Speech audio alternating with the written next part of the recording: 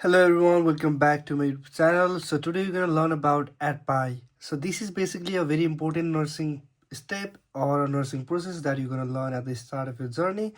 So these are the 5 steps of nursing that it helps you to follow the plan and provide care. Now we're starting from the assessment. We also say assessment as AX, that's a short terminology. And in the assessment section, what you have to do is you have to collect the data as like temperature, like all the vitals that I have done in the first video. You can check the first video that I've made, all the vitals, your BP, your temperature, your BZL level, which is blood glucose level. And in the after we identify the assessment and collect the data, we will go to the diagnosis. So diagnosis is identify the problem. So what's the problem? So if the temperature is high, then it can be high hypothermia, or it might be febrile or febrile, right?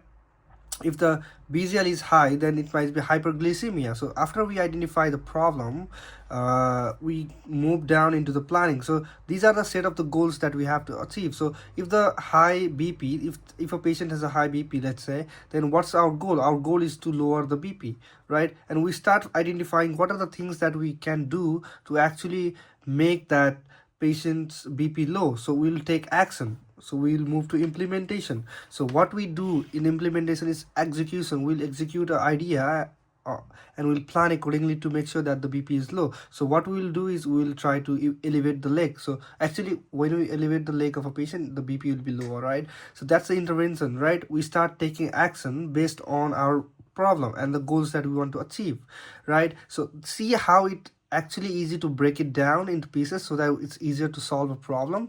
And after that, evaluation. So check the results. What's the result? Is the BP high or low? If the BP is still high, then there is a problem, right? Even though we did the action, it's still high, then there might be some sort of problem that we have to resolve.